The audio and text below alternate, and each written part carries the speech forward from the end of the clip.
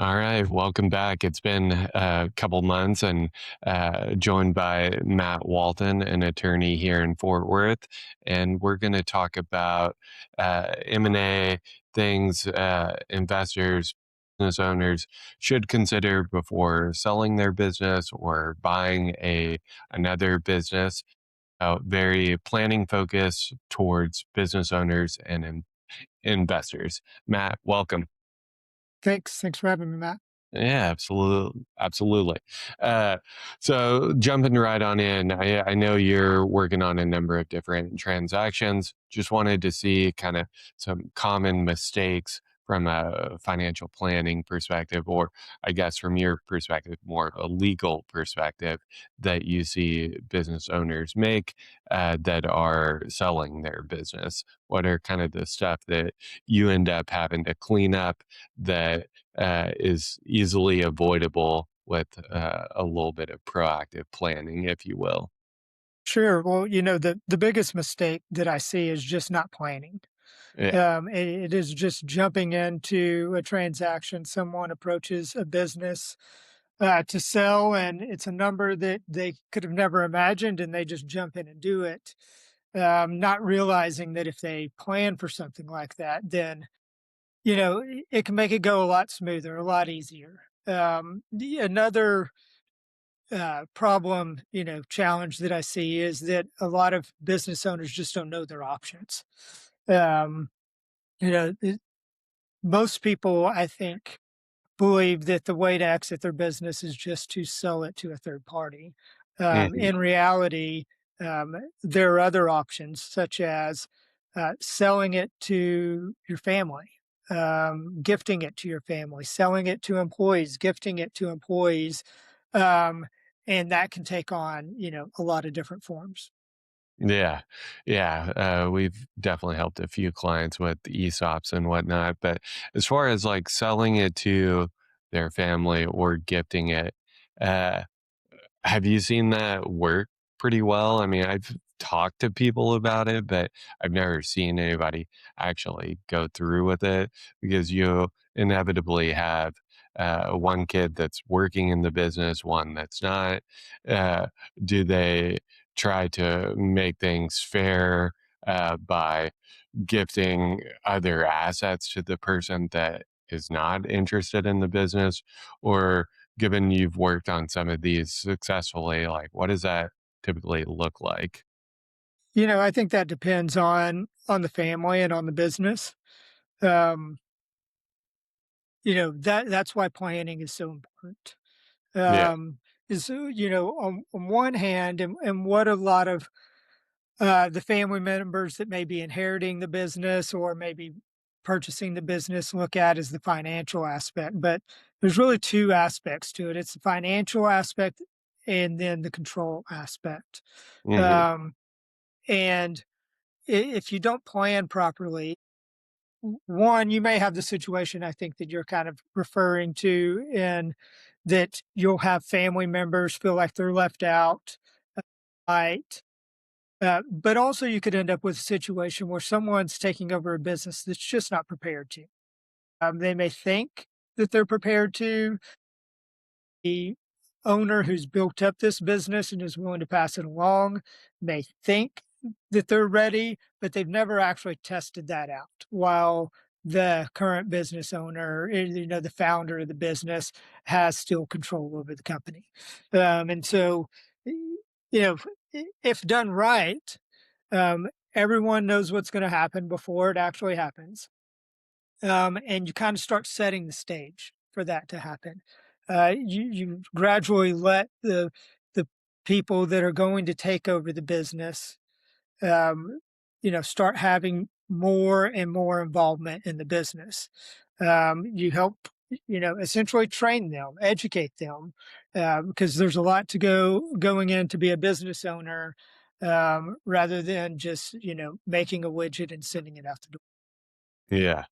What would you say the biggest hesitation, like why do, I mean, most business owners that have successful small to medium sized businesses are they're smart individuals. Like, are they just afraid that okay, you bring this person in and tell them like, "Hey, I'm gonna retire," or "I'm thinking about doing this." Like, why do more people not do that? Because I feel like that's less common than the alternative, if you will, of selling it outright or just keeping everybody in the dark. What's your observation on that?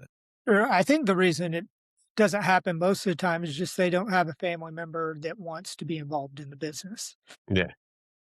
Yeah, I would say that there are a lot of entrepreneurs that would like to keep the money in the family.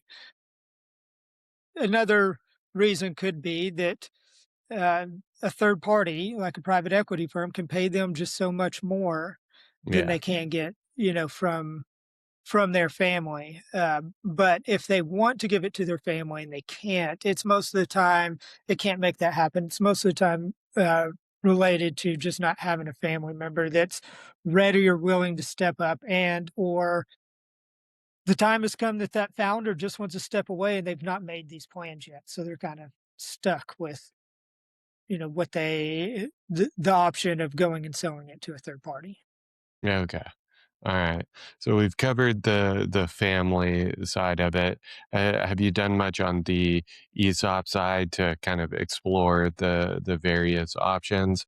If so, what's that experience like, and who in your idea is a good fit? I've got general ideas of it should be at least 30, 35 people, at least of a certain size that a couple million in profitability, things like that. But obviously, there's probably a window of and kind of an ideal size for doing something like this, given the employees are taking on all or at least a meaningful percentage of that equity of the company going forward. Sure, and it all depends on the structure. Um, r you know, I've worked on some deals over the last couple years where it's been 2 employees, Really? that have gone and taken out the founder and essentially either become an owner through a gift, and then they are redeemed out. And as the company makes profits, the company uses the money to pay out the founder, and slowly over time, those employees get more and more ownership. Um, I've worked on other deals where the founder wishes to gift some to the employees and then sell the remainder to the employees over a period of time. Um, all of these situations, uh, especially the last two I mentioned, can give the owner still a lot of control while that is happening. Hmm. With an ESOP, there are a lot of fiduciary duties. Involved in there. There are a lot of hoops to jump through, and it can be very meaningful, but there are a lot of regulatory and other hoops to jump through. And so, in that instance, you do need a there is a company of a certain size and employees and things like that that it makes sense for versus others. But that doesn't mean that the smaller companies can't do it, and that doesn't mean um, that even those other companies, they can't find a way uh, to do it. There's some companies, they just start out by giving their employees uh, like a phantom equity or some sort of participation right in the profits of the business, or if there's an exit. And then over time, that can morph into something else. Yeah. So it comes down uh, to the form at the end of the day. And most of the time, when employees are the ones getting that, it could coincide with family getting it as well. But most of the time, it's the founder sees that the business is best off. The legacy of the business, the financial incentives that they receive from the business, um, are better off if there's a continuity in the management and in the people who actually help build the business and run the business and rewarding those. So again, there's a lot of different um, ways to do it, more than I can put on one hand. Yeah. And it really just comes down to each business's individual situation, what they're trying to get out of it, um, to see what works best for that given situation. Yeah.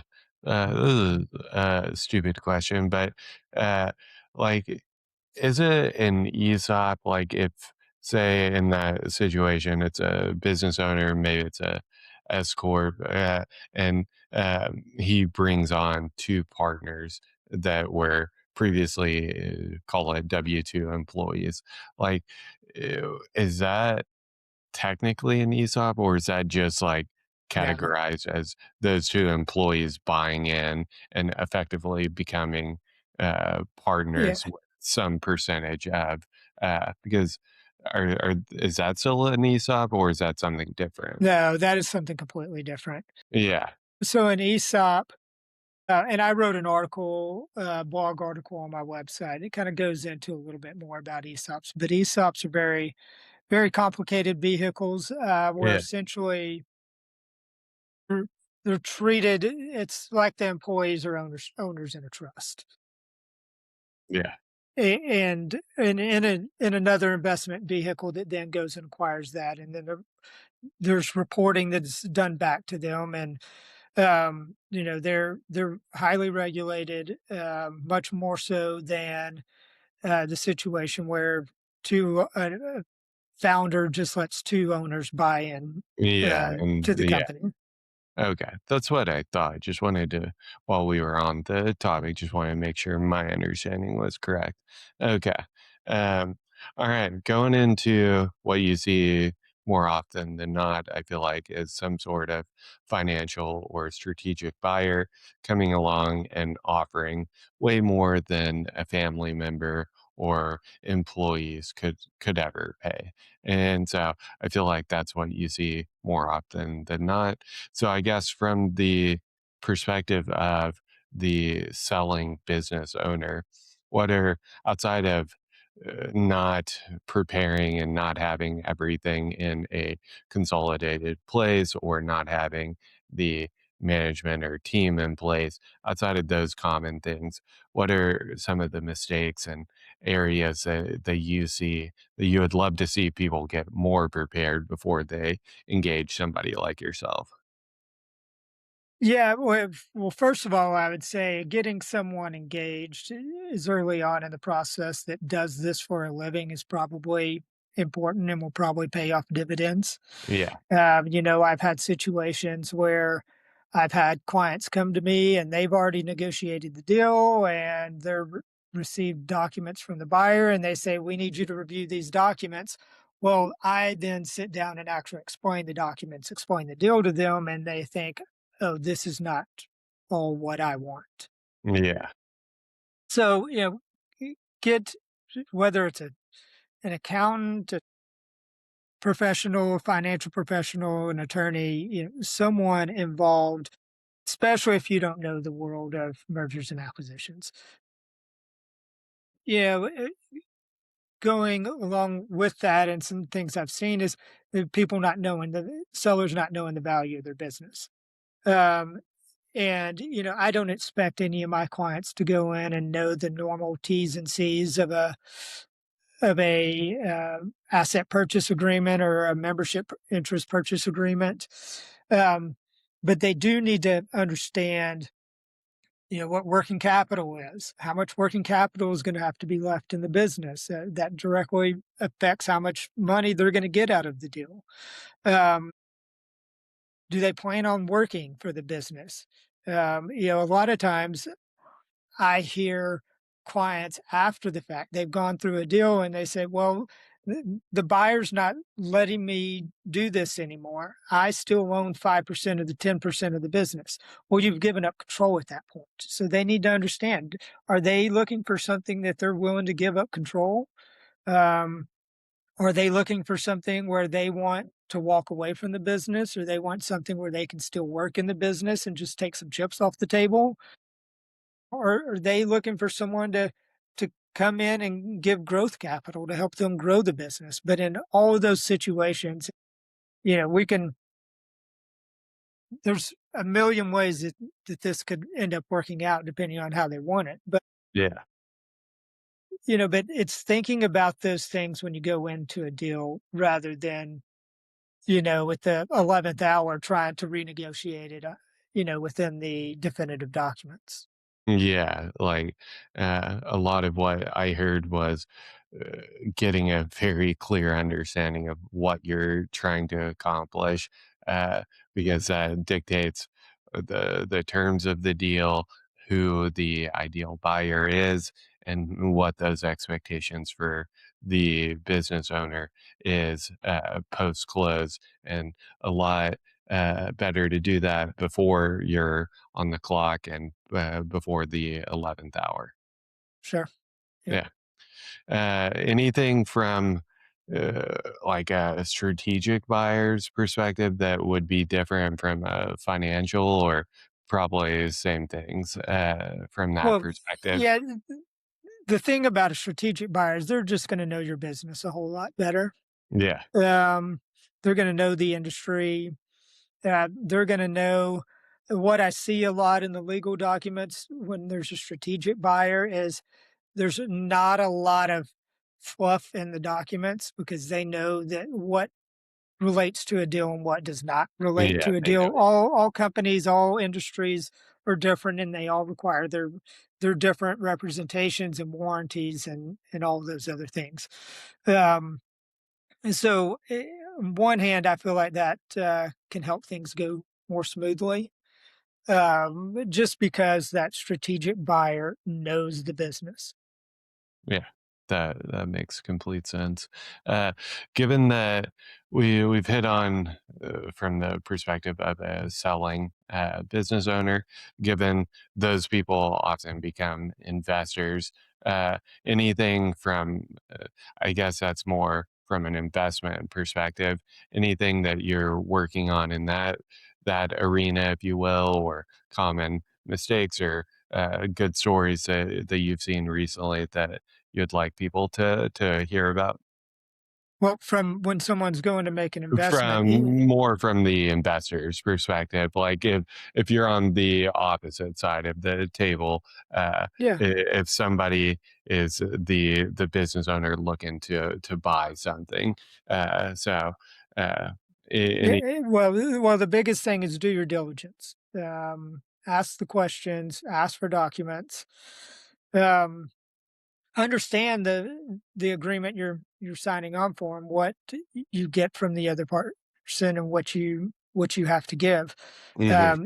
I help passive investors, some entrepreneurs that may have another business or may have exited another business and they want to go make an investment in another operating business, but they're kind of what we call silent partners. They Yeah, have a say, but they're not operating the business. Well, you have to understand when you get in that, well, what rights you have and what you don't have. You know, I I tell all of my clients when we're negotiating these documents about how uh, the company is going to be run, either when we're setting up a company or when a new party, a new investor is coming in. Um, you know, everyone gets along until they don't. And there's a reason we have these documents, and it's so everyone understands what rights, duties, obligations they have. And so clearly understanding that I think is the most important thing. And the problem I see a lot of people do is they're just looking at the numbers, and then an issue comes along later, and they didn't even care about that. They just cared about the numbers and didn't think about the other part. And that's kind of when someone engages me, that I see that as my duty to help them understand these things. Uh, there's a deal to be had just about everywhere, but you got to understand. You got to go. I want all my clients going in with their eyes wide open yeah, to any uh, transaction. yeah. Uh, Uh, just on that topic of like knowing what you're signing and all of that, obviously wouldn't be a conversation without at least one stupid AI question. But like, have you found like our clients? more informed or even or less informed now that they're probably just throwing these documents into some sort of AI tool? Like, is that helping your job or like I know it's not eliminating it, but Yeah, like well, it's fun. It depends on the client. yeah, Um, there's a lot of information at our fingertips now. yeah, And if somebody really want, they can educate themselves. But educating themselves on what they should be considering and actually executing on that are kind of two different y deals. yeah, absolutely. The I would say most AI now is it only is as good as the person inputting the information. Yeah, like, And it's great at so if summarizing. you don't know what's supposed, it can go draft you an agreement. And I get agreements every month from a client saying, "Will you review this agreement for me?" And just about 99% of the time, I can immediately call them back and say, "This is from ChatGPT, isn't it?" Just because the way ChatGPT formats everything, you can tell, but it's also missing key provisions, and it's missing these provisions because ChatGPT is doing what you're telling it to. It's not asking you questions. It doesn't know the pitfalls or Yeah, um, the common mistakes or things that you may want to consider to be adding in. It is simply finding some form someone's used before and trying to fill it in. So while it's a great tool, I use AI yeah, myself. At points it- it's you know not at all the end all be all. And when it comes to clients, if I have a client that just goes in and says, "Write me an agreement," and sends it over and wants me to review it, I always tell them, "Well, it'd be cheaper for me to just write the agreement rather than trying to revise this." redo. But then Yeah, when I have clients that go in and actually do their research, so they know kind of questions to ask, they can research the process. What does this process look like? Um, things of that nature, then it makes my job easier because, there's not as much explaining to do. Or when I start explaining, they say, "Oh, okay, I understand this." yeah. No, that's helpful. Uh, well, appreciate you doing this. Where can people find you? Like, if this resonates, and I'll definitely include the ESOP article since we spent a good bit of time on that, but where can people find you if this resonates with them? Sure. You can go to my website, matthewwaltonpllc.com. On there, you can find all my contact information, my email, my phone number, my address. You can also see some of the articles I've written about some of these subjects. Also, you can find me, Matthew Walton PLLC, or me, Matthew Walton, on LinkedIn, where I also publish this articles, and my contact information is on. All right. Perfect. Well, appreciate you doing this, and hopefully it was informative for those business owners out there. So thanks, and we'll do it again soon. Okay, thanks, Matt.